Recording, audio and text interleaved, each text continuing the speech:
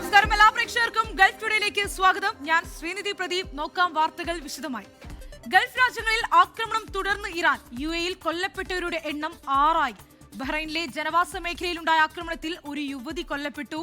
സൗദിയിലെ ഷൈബ എണ്ണപ്പാടത്തിനു നേരെ വീണ്ടും ഡ്രോൺ ആക്രമണമുണ്ടായി. അതിനിടെ ഖത്തറിൽ നിന്ന് ഇന്ത്യയിലേക്കുൾപ്പെടെ താൽക്കാലിക വിമാന സർവീസുകളും ആരംഭിച്ചു. ഇറാൻ ആക്രമണത്തിൽ UAE-യിൽ കൊല്ലപ്പെട്ടവരുടെ എണ്ണം 6 മരിച്ചത് UAE, പാകിസ്ഥാൻ, ബംഗ്ലാദേശ്, നേപ്പാൾ സ്വദേശികളാണെന്ന് പ്രതിരോധ മന്ത്രാലയം അറിയിച്ചു. ഉച്ചയ്ക്കുണ്ടായ ആക്രമണത്തിൽ അബുദാബിയിലെ റുവൈസ് വ്യവസായ കോംപ്ലക്സിൽ ഒരു കെട്ടിടത്തിൽ തീപിടുത്തമുണ്ടായി. ഇന്ന് 5 പേർക്ക് കൂടി പരിക്കേറ്റിട്ടുണ്ട്. ഇതോടെ ആകെ പരിക്കേറ്റവരുടെ എണ്ണം 122. ഇന്ന് 9 മിസൈലുകളെയും 35 ഡ്രോണുകളെയും നേരിട്ടു. 9 ഡ്രോണുകൾ രാജ്യത്ത് പതിച്ചതായും മന്ത്രാലയം അറിയിച്ചു. ബഹ്റൈനിലെ ജനവാസ മേഖല കേന്ദ്രീകരിച്ചുള്ള ഇറാന്റെ ആക്രമണം തുടരുകയാണ്. മനാമയിലുണ്ടായ ആക്രമണത്തിൽ 29 കൊല്ലപ്പെട്ടു. 6 പേർക്ക് പരിക്കേറ്റിട്ടുണ്ട്. ആക്രമണ സാധ്യതയുള്ള പ്രദേശത്ത് നിന്ന് ജനങ്ങളെ മാറ്റി താമസിപ്പിച്ചു. സൗദിയിലെ ഷൈബ എണ്ണപ്പാടത്തിന് നേരെ വീണ്ടും ഡ്രോൺ ആക്രമണമുണ്ടായി. അൽസുൽഫി ഗവർണറേറ്റിൽ ജനവാസ മേഖലയിലുണ്ടായ ഡ്രോൺ ആക്രമണത്തിൽ കെട്ടിടങ്ങൾക്ക് കേടുപാടുണ്ടായി. അൽഖർജിന് നേരെയും ഡ്രോൺ ആക്രമണമുണ്ടായി. ആക്രമണങ്ങൾ സൗദി പ്രതിരോധ സേന തകർത്തു. കുവൈറ്റിലും ഖത്തറിലും ആക്രമണം തുടരുകയാണ്.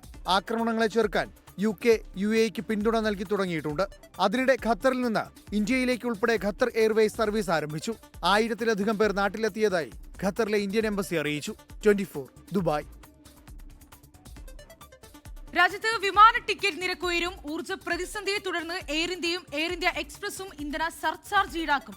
മറ്റന്നാൾ മുതൽ ടിക്കറ്റ് തുകയ്ക്കൊപ്പമാണ് സർചാർജ് ഈടാക്കുക. വിവരങ്ങൾ പങ്കുവയ്ക്കാൻ PR അരവിന്ദ് കൂടി ചേരുന്നുണ്ട്. അരവിന്ദ്, ഊർജ്ജ പ്രതിസന്ധി എല്ലാ മേഖലയും വലിയ രീതിയിൽ ബാധിക്കുന്നു. അതുതന്നെയാണ് ഇപ്പോൾ വിമാന കമ്പനികളും കാണിക്കുന്നത്. ഇതേ തീരുമാനം തന്നെ മറ്റ് വിമാന കമ്പനികളും എടുക്കാൻ തന്നെയാണ് സാധ്യത. വിവരങ്ങൾ എങ്ങനെ? ശ്രീനിധി, പശ്ചിമേഷ്യൻ സംഘർഷം അത് വ്യോമ മേഖലയും ബാധിക്കുന്നതിന്റെ ഏറ്റവും അവസാന ഉദാഹരണമാണ് ഇപ്പോൾ സർചാർജ് ഉയർത്താനുള്ള എയർ ഇന്ത്യയുടെയും എയർ ഇന്ത്യ എക്സ്പ്രസിന്റെയും ആ തീരുമാനം. ഇതോടെ കൂടി തന്നെ വിമാന ടിക്കറ്റ് നിരക്കിൽ വലിയ രീതിയിലുള്ള വർധനമാണ് വരാൻ പോകുന്നത്. മാർച്ച് 12 മുതൽ ടിക്കറ്റ് തുകയ്ക്കൊപ്പം സർചാർജ് ഈടാക്കുമെന്നാണ് എയർ ഇന്ത്യയും എയർ ഇന്ത്യ എക്സ്പ്രസും വ്യക്തമാക്കിയിട്ടുണ്ട്. വ്യാഴാഴ്ച പുലർച്ചെ 1 മുതൽ ബുക്ക് ചെയ്യുന്ന ആഭ്യന്തര സർവീസുകൾക്ക് ടിക്കറ്റുകൾക്കൊപ്പം ഇനി 399 രൂപ അധികമായി ഈടാക്കേണ്ടി വരും. ഏവിയേഷൻ ഇന്ധനത്തിന്റെ വില കുതിച്ചുയർന്നതാണ് ഇതിന് കാരണമെന്ന് എയർ ഇന്ത്യ വ്യക്തമാക്കുന്നു. തങ്ങളുടെ പരിധിക്കപ്പുറമുള്ള ഒരു കാരണങ്ങളാൽ വേണ്ടി വന്ന ഒരു തീരുമാനമാണ്. അതിൽ തങ്ങൾക്കൊന്നും തന്നെ ചെയ്യാൻ സാധിക്കില്ല എന്നതാണ് എയർ ഇന്ത്യ വ്യക്തമാക്കുന്നത്. ഈ തീരുമാനത്തിൽ അവർ ഖേദവും പ്രകടിപ്പിച്ചിട്ടുണ്ട്. ഇതുകൂടാതെ തന്നെ മാലദ്വീപ്, ശ്രീലങ്ക, ഭൂട്ടാൻ തുടങ്ങിയ സാർക്ക് രാജ്യങ്ങൾക്കും ഇതേ നിരക്ക് ബാധകമാകുമെന്നും എയർ ഇന്ത്യയും എയർ ഇന്ത്യ എക്സ്പ്രസും വ്യക്തമാക്കിയിട്ടുണ്ട്. എന്തായാലും മറ്റ് കമ്പനികൾ, വിമാന കമ്പനി, ഇന്ത്യകൾ അടക്കമുള്ള വിമാന കമ്പനികളും സമാനമായ തീരുമാനത്തിലേക്ക് പോകും എന്നതാണ് നിലവിൽ മനസ്സിലാകുന്നത്. ഊർജ്ജ പ്രതിസന്ധി അത് വ്യോമ മേഖലയും അതിരൂക്ഷമായി തന്നെ ബാധിക്കാൻ പോകുന്നു. വിമാന ടിക്കറ്റ് നിരക്കുകളും കുതിച്ചുയരാൻ പോവുകയാണ്. ശരി, മധ്യപൂർവേഷ്യൻ സംഘർഷം എല്ലാ മേഖലയും വലിയ രീതിയിൽ ബാധിക്കുന്നു. ഊർജ്ജ പ്രതിസന്ധിയെ തുടർന്നാണ് ഇപ്പോൾ എയർ ഇന്ത്യയും എയർ ഇന്ത്യ എക്സ്പ്രസും ഇന്ധന സർചാർജ് ഈടാക്കുന്നത്. ഇതേ തീരുമാനം തന്നെ മറ്റ് വിമാന കമ്പനികളും ഏറ്റെടുക്കാൻ സാധ്യതയുണ്ട് എന്ന വിവരം കൂടിയാണ് PR അരവിന്ദ് ഡൽഹിയിൽ നിന്ന് പങ്കുവച്ചത്. മധ്യപൂർവേഷ്യൻ സംഘർഷം രൂക്ഷമാകുന്നതിനിടെ ഇറാനുമായി ചർച്ച നടത്തിയേക്കുമെന്ന സൂചന നൽകി അമേരിക്കൻ പ്രസിഡന്റ് ഡൊണാൾഡ് ട്രംപ്. അതേസമയം ഇറാന് ഏറ്റവും കടുപ്പമേറിയ ദിനമാകും ഇന്നെന്നാണ് അമേരിക്കൻ പ്രതിരോധ സെക്രട്ടറി പീറ്റ് ഹെഗ്സത്തിന്റെ മുന്നറിയിപ്പ്. എന്നാൽ പൊള്ളയായ ഭീഷണിയെ ഭയക്കുന്നില്ലെന്ന് ഇറാൻ പ്രതികരിച്ചു. അതിനിടെ യുദ്ധം രൂക്ഷമായ തെക്കൻ ലെബനോണിൽ നിന്ന് പലായനം ചെയ്തവരുടെ എണ്ണം 6.5 ലക്ഷം പിന്നിട്ടു. മധ്യപൂർവേഷ്യൻ സംഘർഷം 2ാമത്തെ ആഴ്ചയിലേക്ക് എത്തിയതോടെയാണ് അനുനയ നീക്കങ്ങൾ സജീവമാകുന്നത്. ഇറാൻ യുദ്ധത്തിന് എത്രയും വേഗം പരിഹാരം കാണുന്നതിനുള്ള നിർദ്ദേശങ്ങൾ Russian president Vladimir Putin Donald ട്രംപുമായി പങ്കുവച്ചതായാണ് വിവരം. പിന്നാലെ ട്രംപ് നയം വ്യക്തമാക്കി. ഇറാനുമായി ചർച്ച നടത്താൻ സാധ്യതയുണ്ടെന്നും ഇറാനും തന്നോട് സംസാരിക്കാൻ ആഗ്രഹിക്കുന്നുണ്ടെന്നുമാണ് ഡൊണാൾഡ് ട്രംപ് ഫോക്സ് ന്യൂസിന് നൽകിയ അഭിമുഖത്തിൽ പറഞ്ഞത്. എന്നാൽ ട്രംപിന്റേത് പൊള്ളയായ ഭീഷണികളാണെന്നും ഇറാനിയൻ ജനത ട്രംപിന്റെ ഭീഷണികളെ ഭയപ്പെടരുതെന്നുമാണ് ഇറാന്റെ security council secretary Ali Larijani വ്യക്തമാക്കിയത്. എന്നാൽ ഇറാനെതിരായ ഏറ്റവും തീവ്രമായ ആക്രമണം ഇന്ന് നടക്കുമെന്നാണ് അമേരിക്കൻ പ്രതിരോധ സെക്രട്ടറി പീറ്റ് ഹെഗ്സെറ്റ് വാർത്താസമ്മേളനത്തിൽ മുന്നറിയിപ്പ് നൽകിയത്. കഴിഞ്ഞ 24 മണിക്കൂറിനിടെ ഇറാനിൽ നിന്നുള്ള മിസൈൽ ആക്രമണത്തിൽ കുറവുണ്ടായതായും ഇറാന്റെ മിസൈൽ ശേഷി പരിമിതപ്പെടുത്തുന്നതിൽ അമേരിക്ക പുരോഗതി കൈവരിച്ചുവെന്നും സേനാ മേധാവി വ്യക്തമാക്കി. അതേസമയം ലെബനോണിൽ ഇസ്രായേൽ നിയമവിരുദ്ധമായി വൈറ്റ് ഫോസ്ഫറസ് ഉപയോഗിക്കുന്നുണ്ടെന്ന ആരോപണവുമായി മനുഷ്യാവകാശ സംഘടനയായ ഹ്യൂമൻ റൈറ്റ്സ് വാച്ച് രംഗത്തെത്തി. Research desk 24. മധ്യപൂർവേഷ്യൻ സംഘർഷം ഉടൻ ലഘൂകരിക്കണമെന്ന് ഇറാനോട് ആവശ്യപ്പെട്ട് Russian president Vladimir Putin. Iran president Masoud പെസഷ്ക്യാനോട് ഫോണിലൂടെയാണ് പുടിൻ ഇക്കാര്യം ആവശ്യപ്പെട്ടത്. സംഘർഷം എത്രയും വേഗം ലഘൂകരിക്കണമെന്നും നയതന്ത്രത്തിലൂടെ പരിഹരിക്കണമെന്നും പുടിൻ ആവശ്യപ്പെട്ടു.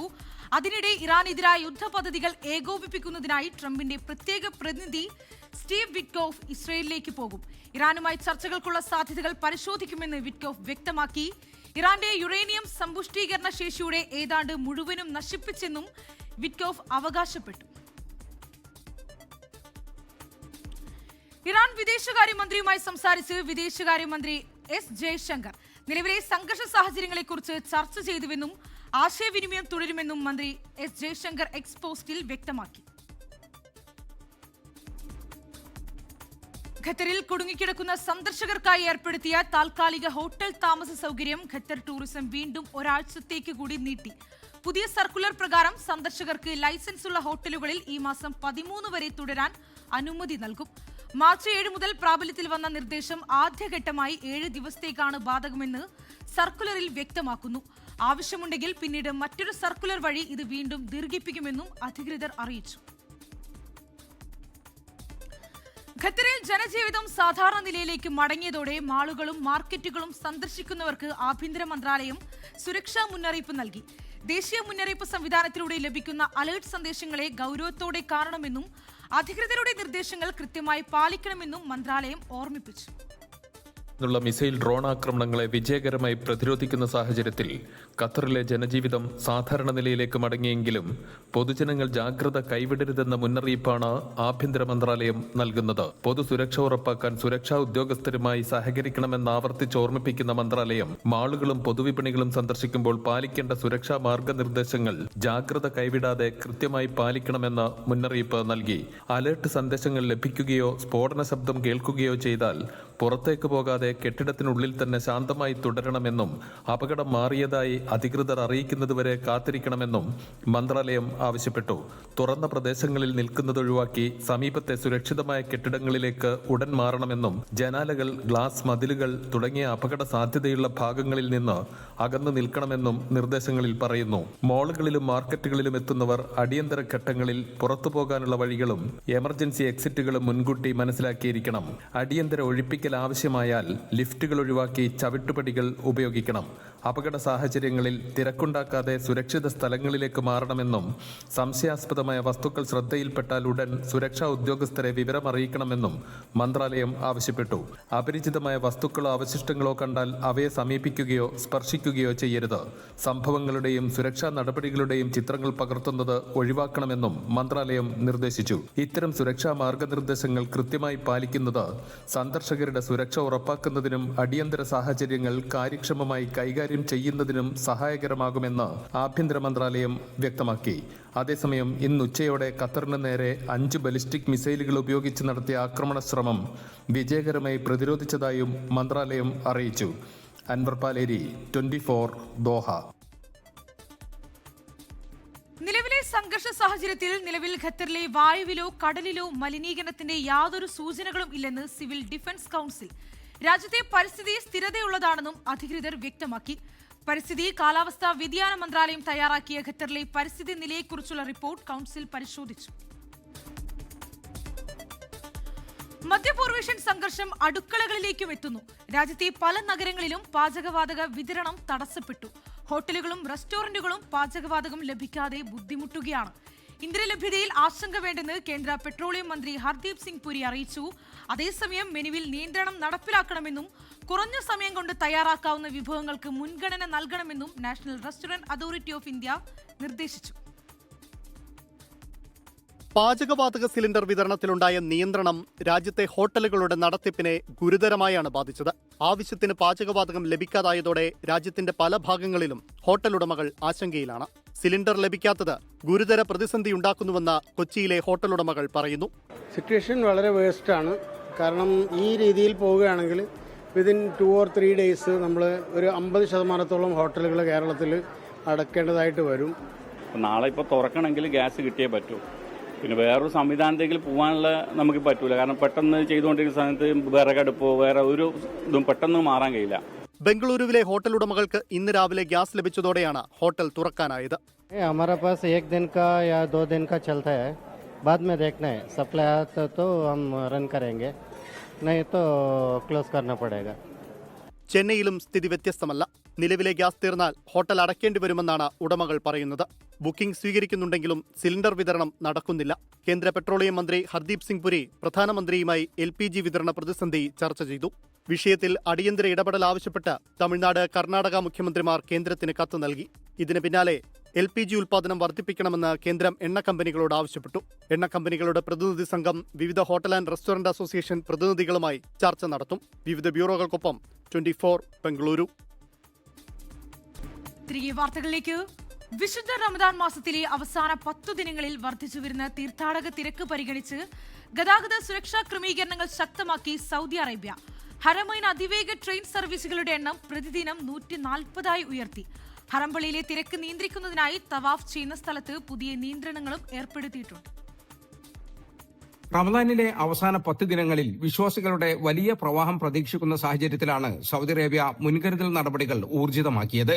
ഇതിന്റെ ഭാഗമായി മക്ക, മദീന, ഹറമൈൻ ട്രെയിൻ സർവീസുകളുടെ എണ്ണം വർദ്ധിപ്പിച്ചു. ഇനിയുള്ള 10 ദിവസം ട്രെയിൻ പ്രതിദിനം 140 സർവീസുകൾ നടത്തും.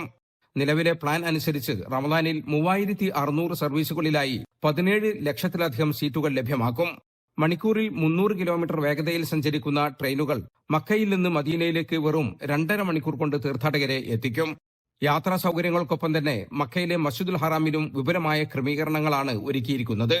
ഉംറ തീർത്ഥാടകർക്ക് തടസ്സമില്ലാതെ കർമ്മങ്ങൾ നിർവഹിക്കുന്നതിനായി മസ്ജിദുൽ ഹറാമിലെ കഅബയ്ക്ക് ചുറ്റുമുള്ള മത്താഫ് ഉംറക്കാർക്ക് മാത്രമായി പരിമിതപ്പെടുത്തി. മറ്റുള്ളവർക്ക് മുകളിലത്തെ നിലകളിൽ തവാഫ് ചെയ്യാൻ സൗകര്യമുണ്ട്. ഹജറുൽ അസ്വദിന് നേരെ നിന്ന് തവാഫ് ആരംഭിക്കണമെന്നും തിരക്കുള്ള സമയങ്ങളിൽ നിർദ്ദിഷ്ട പാതകൾ കൃത്യമായി പാലിക്കണമെന്നും ഹജ്ജുംറ മന്ത്രാലയം നിർദ്ദേശിച്ചു. തിരക്ക് സമയം തത്സമയം അറിയാൻ തീർത്ഥാടകർ ഡിജിറ്റൽ സംവിധാനങ്ങൾ ഉപയോഗിക്കണമെന്നും അധികൃതർ ഓർമ്മിപ്പിച്ചു.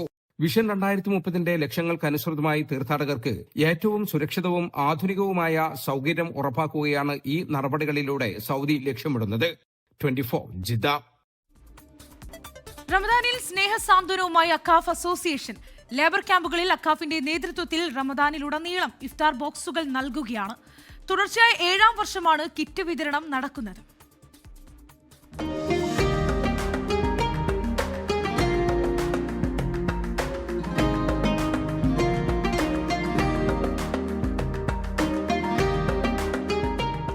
പുണ്യമാസത്തിൽ കരുണയും ദയയും പങ്കുവയ്ക്കുക എന്ന ലക്ഷ്യത്തോടെ റമദാൻ 1 മുതൽ അക്കാഫ് അസോസിയേഷന്റെ വോളണ്ടിയർമാർ ദുബായിലെ വിവിധ ലേബർ ക്യാമ്പുകളിൽ ഇഫ്താർ കിറ്റുകൾ എത്തിക്കുന്നുണ്ട്. ഒരു ദിവസം 1000-ഓളം പേരിലേക്കാണ് ഈ സ്നേഹപ്പൊതി എത്തുക. Dubai community development authority, Dubai Islamic affairs എന്നിവരുമായി സഹകരിച്ചാണ് ഇത്തവണയും അക്കാഫ് ഇഫ്താർ കിറ്റ് വിതരണം നടത്തുന്നത്. ദുബായിലെ അൽക്കൂസ്, സോനാപൂർ എന്നിവിടങ്ങളിലെ ലേബർ ക്യാമ്പുകളിലാണ് കിറ്റ് നൽകുന്നത്. വിവിധ കോളേജ് അലൂമിനികളിൽ നിന്നും സ്പോൺസർമാരിൽ നിന്നുമുള്ള വലിയ പിന്തുണയോടെയാണ് കിറ്റ് വിതരണം നടക്കുന്നത്. 26 വർഷമായി നമ്മൾ ലേബർ ക്യാമ്പുകളിൽ ഇഫ്താർ കിറ്റുകൾ വിതരണം ചെയ്തു. അത് ഓരോ വർഷം കഴിയുന്തോറും കൂടി വന്നുകൊണ്ടിരിക്കുകയാണ്. നേരത്തെ കുറവായിരുന്നു, ഇപ്പോൾ ഓരോ വർഷം തോറും അതിൻ്റെ ജെനുവിനിറ്റിയും അത് കണ്ടെത്തി മാക്സിമം ആൾക്കാരിലോട്ട് എത്തിക്കുന്നുണ്ട്. പൂർവ്വ വിദ്യാർത്ഥികളുടെ അപ്പെക്സ് ബോഡിയാണ് അക്കാഫ് അസോസിയേഷൻ. പൂർവ്വ വിദ്യാർത്ഥികൾ അതേ വികാരം, ക്യാമ്പസിൻ്റെ വികാരം ഉൾക്കൊണ്ടുകൊണ്ട് ഇവിടെ വന്ന് കളക്ട് ചെയ്ത് ഇങ്ങനെയുള്ള ജീവകാരുണ്യ പ്രവർത്തനത്തിൻ്റെ ഭാഗമാവുകയാണ്. ഏകദേശം 300-ഓളം വോളണ്ടിയർമാർ കിറ്റ് വിതരണവുമായി സഹകരിക്കുന്നുണ്ട്. നമുക്ക് വോളണ്ടിയേഴ്സിൻ്റെ അവൈലബിലിറ്റി നന്നായിട്ടുണ്ട്. ഒപ്പം നമ്മൾ സിഗ്നലിൽ സ്നാക്സ് ബോക്സും കൊടുക്കുന്നുണ്ട്. അപ്പോൾ ഇന്ന് എല്ലാ ഏരിയയിലേക്കും സെയിം ഡേ ആയതുകൊണ്ട് നമുക്ക് അനവധി വോളണ്ടിയേഴ്സ് നമ്മുടെ ആക്റ്റീവായിട്ട് ഉണ്ട്. ദുബായ് ഹോൾഡിംഗ്സിൻ്റെ ഭാഗമായിട്ടുള്ള ഗിഫ്റ്റ് ഇറ്റ് ഫോർവേഡ് എന്ന് പറഞ്ഞ ഇവിടുത്തെ ഗവൺമെൻറ് നേരിട്ട് നടത്തുന്ന അതിനകത്തും കഴിഞ്ഞ 15 ദിവസമായിട്ട് വോളണ്ടിയറിംഗിൽ ആക്റ്റീവായിട്ട് പാർട്ടിസിപ്പേറ്റ് ചെയ്തുകൊണ്ടിരിക്കുകയാണ്. ട്രാഫിക് സിഗ്നലുകൾ കേന്ദ്രീകരിച്ച് ഇഫ്താർ സ്നാക്സ് ബോക്സ് വിതരണവും നടന്നുവരുന്നു. AKCAF association president Paul T Joseph, general secretary Shine Chandrasenan, treasurer Rajesh Pillai തുടങ്ങിയവരാണ് ഈ സ്നേഹപ്രവൃത്തിക്ക് നേതൃത്വം നൽകുന്നത്. 24 ദുബായ്. നിയമസഭാ തെരഞ്ഞെടുപ്പ് അടുത്തിരിക്കെ NDA പ്രവർത്തകർക്ക് ആവേശമായി പ്രധാനമന്ത്രി നരേന്ദ്രമോദി നാളെ കേരളത്തിൽ. കൊച്ചിയിൽ നടക്കുന്ന NDA പൊതുസമ്മേളനം പ്രധാനമന്ത്രി ഉദ്ഘാടനം ചെയ്യും. LDF-ന്റെയും UDF-ന്റെയും കൊള്ളയ്ക്കും തുടർ ഭരണത്തിനുമെതിരെ NDAയുടെ സദ്ഭരണ അജണ്ട ഉയർന്നു നിൽക്കുമെന്ന് എക്സ്പോസ്റ്റിൽ മോദി കുറിച്ചു. ഇന്ന് രാത്രി മുതൽ കൊച്ചിയിൽ ഗതാഗത നിയന്ത്രണം ഏർപ്പെടുത്തി.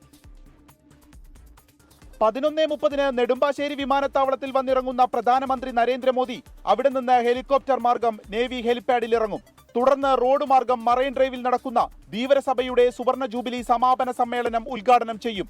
ശേഷം കലൂർ സ്റ്റേഡിയത്തിലേക്ക്. സ്റ്റേഡിയത്തിന് മുൻവശത്ത് നിന്ന് റോഡ് ഷോ. 10,000-ഓളം NDA പ്രവർത്തകർ പങ്കെടുക്കുമെന്ന് BJP. ശേഷം കലൂർ സ്റ്റേഡിയത്തിൽ കേന്ദ്ര സർക്കാരിന്റെ ഔദ്യോഗിക പരിപാടികൾ ഉദ്ഘാടനം ചെയ്യും. 2 മണിയോടെ NDA പൊതുസമ്മേളനം. 1,00,000-ഓളം ആളുകളെയാണ് പ്രതീക്ഷിക്കുന്നത്. യോഗത്തിൽ നിയമസഭാ തിരഞ്ഞെടുപ്പിനുള്ള NDA പ്രകടന പത്രിക നരേന്ദ്രമോദി പ്രകാശനം ചെയ്യും. പ്രധാനമന്ത്രിയുടെ സന്ദർശനത്തോടനുബന്ധിച്ച് ഗതാഗത നിയന്ത്രണം കൊച്ചിയിൽ ഏർപ്പെടുത്തി. ഇന്ന് രാത്രി 10 മണി മുതൽ ഭാരവാഹനങ്ങൾ നഗരത്തിലേക്ക് പ്രവേശിക്കാൻ പാടില്ല. 24 കൊച്ചി. ആശുപത്രി സേവനങ്ങൾ മുടങ്ങരുതെന്ന് നഴ്സസ് സമരത്തിൽ ഇടപെട്ട് ഹൈക്കോടതി. ആശുപത്രിക്കും ജോലി ചെയ്യാൻ സന്നദ്ധരായ ജീവനക്കാർക്കും സുരക്ഷ ഉറപ്പാക്കണമെന്ന് കോടതി നിർദ്ദേശിച്ചു. അതേസമയം നഴ്സസ് സമരം സ്വകാര്യ ആശുപത്രികളുടെ പ്രവർത്തനത്തെ ബാധിച്ചു. എസ്മ പ്രയോഗിക്കണമെന്നാവശ്യപ്പെട്ട് കേരള പ്രൈവറ്റ് ഹോസ്പിറ്റൽ അസോസിയേഷൻ നൽകിയ ഹർജിയിലാണ് ഹൈക്കോടതി ഇടപെടൽ.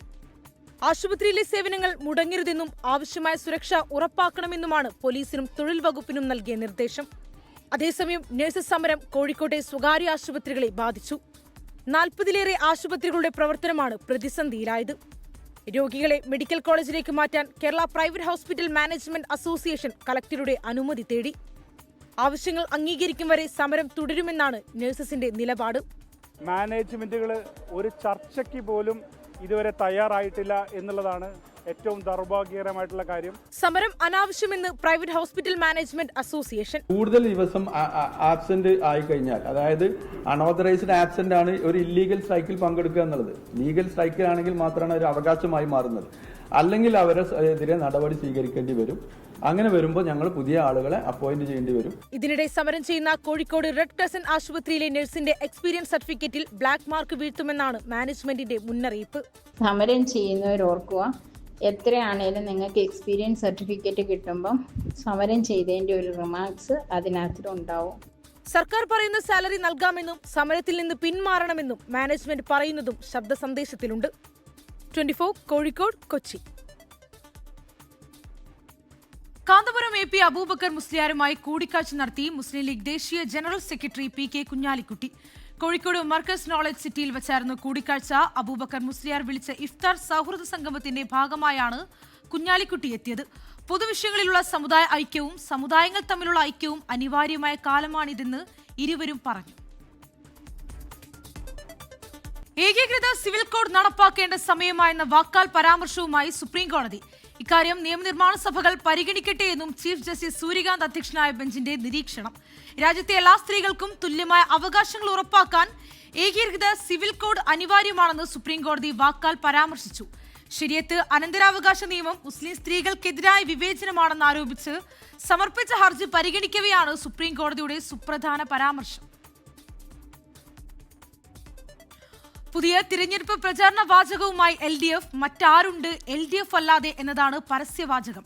CPM ഫേസ്ബുക്ക് പേജ് വഴിയാണ് പരസ്യവാചകം പുറത്തിറക്കിയത്. 10 വർഷം മുടങ്ങാതെ റേഷൻ നൽകാൻ മറ്റാരുണ്ട് LDF അല്ലാതെ, എല്ലാവർക്കും മുടങ്ങാതെ അന്നം നൽകാൻ മറ്റാരുണ്ട് LDF അല്ലാതെ തുടങ്ങിയവയാണ് പോസ്റ്ററിന്റെ ഉള്ളടക്കം. ഭാര്യയുടെ ആരോപണങ്ങളുമായി ബന്ധപ്പെട്ട വിവാദങ്ങളിൽ മന്ത്രി KB ഗണേഷ് കുമാർ രാജിവെക്കില്ല. താൻ രാജിവെക്കുമെന്ന് കരുതേണ്ടെന്ന് മുഖ്യമന്ത്രി പിണറായി വിജയനുമായുള്ള കൂടിക്കാഴ്ചയ്ക്ക് ശേഷം KB ഗണേഷ് കുമാർ പറഞ്ഞു. ഗണേഷ് കുമാർ തന്നെ വിളിച്ച് മാപ്പ് പറഞ്ഞെന്നും തനിക്ക് പരാതിയില്ലെന്നും ഭാര്യ ബിന്ദു മേനോൻ വ്യക്തമാക്കി. ഇതോടെ വിവാദം ഒത്തുതീർപ്പിലെത്തുകയായിരുന്നു. ഭാര്യ ബിന്ദു മേനോൻ നടത്തിയ തുറന്നു പറച്ചിലിന് പിന്നാലെ മന്ത്രി KB ഗണേഷ് കുമാർ രാജിവെച്ചേക്കുമെന്ന അഭ്യൂഹങ്ങൾ ശക്തമായിരുന്നു. എന്നാൽ വിവാദം കനത്തതിന് പിന്നാലെ KB ഗണേഷ് കുമാർ നേരിട്ട് നടത്തിയ അനുനയ നീക്കത്തിന് പിന്നാലെ നാടകീയ വഴിത്തിരിവ്. തനിക്ക് പരാതിയില്ലെന്നും പ്രശ്നം പറഞ്ഞു തീർത്തെന്നും ബിന്ദു മേനോന്റെ പ്രതികരണം. ഇതോടെ വാളകത്തെ കീഴുട്ടുവീട്ടിൽ നിന്ന് തിരുവനന്തപുരത്തെത്തിയ മന്ത്രി മന്ത്രിസഭാ യോഗത്തിൽ പങ്കെടുത്തു. പിന്നാലെ മുഖ്യമന്ത്രിയുമായി കൂടിക്കാഴ്ച. കുടുംബ പ്രശ്നമാണെന്നും പരിഹരിച്ചെന്നും ഗണേഷ് കുമാർ മുഖ്യമന്ത്രിയെ ധരിപ്പിച്ചു.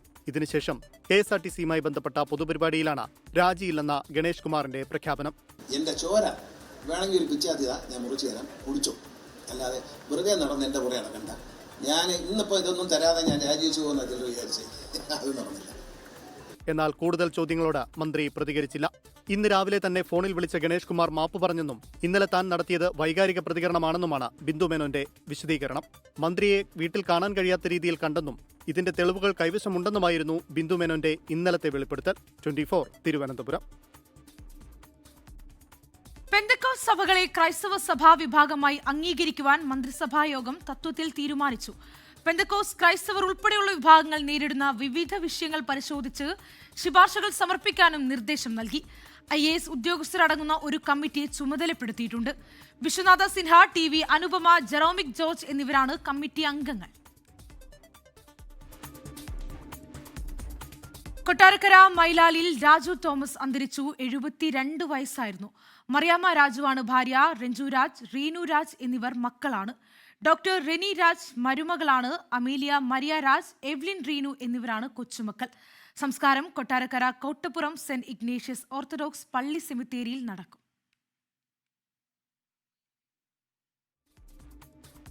ഗൾഫ് ടുഡേ പൂർണ്ണമാവുകയാണ്. എല്ലാ പ്രേക്ഷകർക്കും ശുഭരാത്രി. നമസ്കാരം.